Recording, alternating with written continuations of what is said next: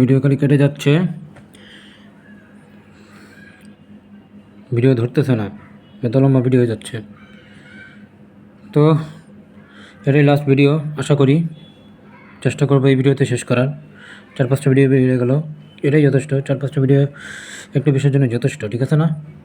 ঠিক তো আমি শুরু করতেছি ওইখান থেকে, আগের জায়গা থেকে। বিকাল 4টা থেকে সেনাপ্রধান জেনারেল ওয়াকারুজ্জামান জনগণের উদ্দেশ্যে বললেন, প্রধানমন্ত্রী শেখ হাসিনা পদত্যাগ করেছেন, আমরা অন্তর্বর্তীকালীন সরকার গঠন করে কাজ পরিচালনা করব, ধৈর্য ধরেন, সময় দেন।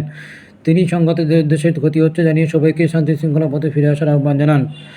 আসলে হলো আওয়ামী লীগ এমনভাবে শাসনতন্ত্রকে দখল করেছে, হ্যাঁ, মানে বিরোধী দলেরও সেখান থেকে বেরো আসার কোনো উপায় নাই, এমন এখন অবস্থা।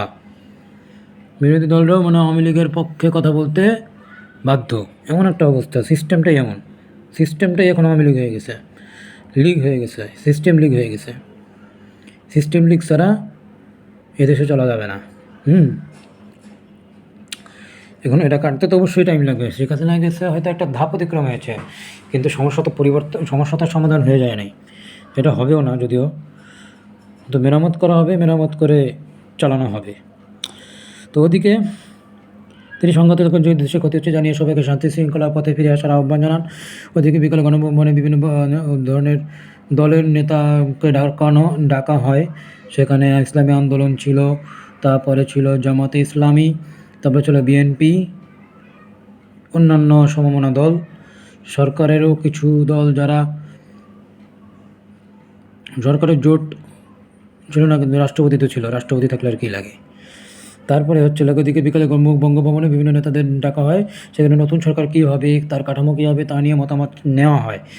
সন্ধ্যায় বৈষম্যবিরোধী ছাত্র আন্দোলনের সমন্বয়করা এক সংবাদ সম্মেলন করেন। সেখানে অন্যতম সমন্বয়ক নাহিদ ইসলাম বলেন, যেটা ইউটিউবে আছে বর্তমানে, 24 ঘন্টার মধ্যে অন্তর্বর্তীকালীন জাতীয় সরকারের প্রস্তাব দেবেন তারা, এবং দিয়ে দিচ্ছে, আজকে সকালবেলাতেই দিয়ে দিয়েছে তারা।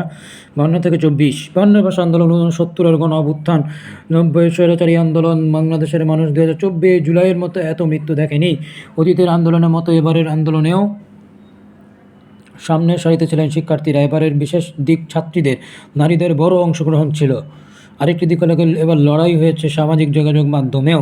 বেশিরভাগ টেলিভিশন চ্যানেল যখন সরকারের নিয়ন্ত্রণে অনলাইন মাধ্যমগুলো চাপে, তখন শিক্ষার্থীদের যোগাযোগ ও আন্দোলনের আদর্শিক লড়াইয়ের পথ হয়ে উঠেছে ফেসবুক, টুইটার।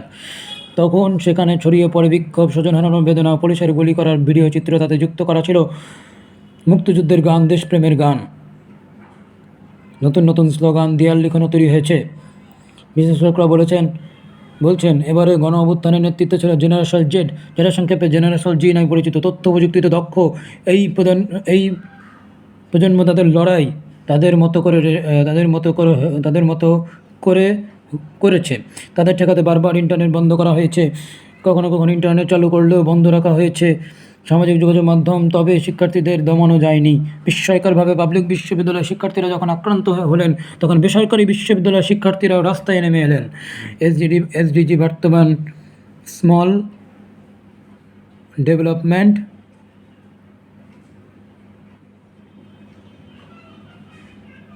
জিতে কোনো কিছু একটা হবে আর কি, স্মল ডেভেলপমেন্ট গ্রোথ, এরকম কিছু একটা। যাই হোক, বাস্তবায়নে নাগরিক প্ল্যাটফর্মের সমন্বয়ক দেবপ্রিয় ভট্টাচার্য প্রথম আলোকে বলেন, অতীতের আন্দোলনের সভা সমিতির নামে সংঘবোধ তৈরি হতো, নতুন প্রজন্ম সেটা তৈরি করেছে সামাজিক যোগাযোগ মাধ্যমের মধ্য দিয়ে। মোটা দাগে দুটি বড় সমস্যা তারা ভুগছেন: গুণগত মানসম্পন্ন শিক্ষা ও শোভন কর্মসংস্থানের অভাব, মানে সুন্দর কর্মসংস্থানের অভাব। পাশাপাশি অনলাইন জগতে যারা যেহেতু বিশ্ব নাগরিক, সেহেতু তারা আইনের শাসন, মানবাধিকার, ন্যায় বিচারের অভাবও বোধ করেন। দেবপ্রিয় ভট্টাচার্য বলেন, একজন সরকার প্রধানের পদত্যাগের মধ্য দিয়ে নতুন প্রজন্মের সমস্যাগুলো মিটে যাবে বলে আমি মনে করি না। তাই নতুন সরকারকে তরুণদের প্রত্যাশাগুলো পূরণে কাজ করতে হবে। নতুন সরকারের উপর এখন অনেক চাপ পড়বে, কিন্তু দম্ভ দলটাকে ধ্বংস করলো। আওয়ামী লীগের বয়স 75 বছর। 1949 সালের 23শে জুন ঢাকার টিকাটুলির 1 KM দাস লেন রোডের রোজ গার্ডেন প্যালেসে প্রতিষ্ঠিত হয় পূর্ব পাকিস্তান আওয়ামী মুসলিম লীগ। পরে বাদ দেওয়া হয় মুসলিম শব্দটি। আওয়ামী লীগের নেতৃত্বে বাংলাদেশে মুক্তিযুদ্ধ হয়েছে, দেশ স্বাধীন হয়েছে। 1975 সালের 15ই আগস্ট বিপদগামী কিছু সেনা কর্মকর্তার হাতে সপরিবারে বঙ্গবন্ধু শেখ মুজিবুর রহমান নিহত হলে নিহত হলে আওয়ামী লীগ অনেকটা ছন্নছাড়া হয়ে যায়। 1981 সালে শেখ হাসিনা দেশে ফিরে আওয়ামী লীগের হাল ধরেন। 21 বছর পর 1996 সালে আওয়ামী লীগ আবার ক্ষমতায় আসে। শেখ হাসিনার নেতৃত্বে আওয়ামী লীগ নিরপেক্ষ নির্বাচনের দাবিতে আন্দোলন করেছে, তত্ত্বাবধায়ক সরকারের দাবিতে আন্দোলন করেছে। ক্ষমতায় এসে সেই আওয়ামী লীগই 2014 সালের নির্বাচন করেছে বিরোধী দলের বর্জনের মুখে। 2018 সালে আওয়ামী লীগ রাতের ভোট নামে পরিচিত পাতানো নির্বাচনের মাধ্যমে ক্ষমতায় আসে। আওয়ামী লীগ ক্ষমতায় থাকলে মনে হয় না আমি লেখাটা পড়তে পারতাম। 2024 সালের 7ই জানুয়ারি ভোটের মাঠে বিরোধী দল বিএনপি ছিল না। আওয়ামী লীগ নিজেদের দলের লোকদেরকেই ডামি প্রার্থী করে ভোটের আয়োজন করে। শেখ হাসিনা দলের ভেতরে নিজের ন্যূনতম বিরোধিতা এড়াতে বঙ্গবন্ধুর সঙ্গে রাজনীতি করার নেতাদের কোণঠাসা করে রেখেছিলেন।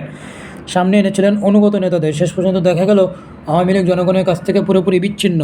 পুলিশ ও আমলা নিম্নভর দুর্নীতিবাজের সেরা একটি দল। শেখ হাসিনা গণতন্ত্রের জন্য লড়াই করেছিলেন, পরে তিনিই পরিচিত হন গণতন্ত্র হত্যাকারী হিসেবে।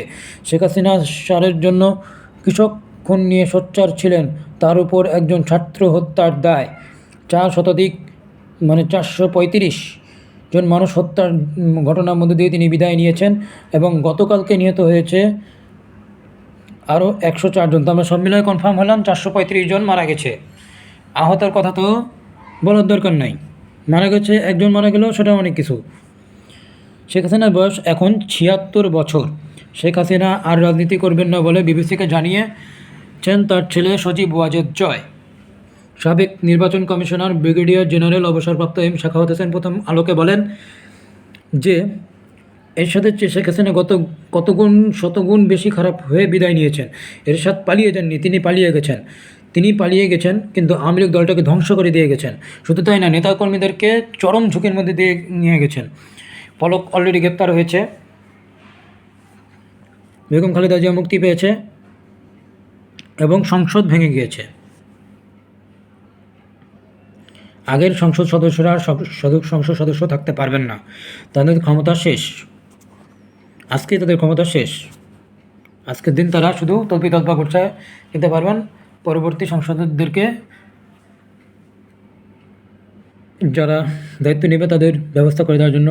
যদি না হয়, মনে করেন যে নিজের মতো রাশিয়া বা চীনের মতো হইল, ঠিক আছে না, স্বৈরাচারী হতেই তো পারে।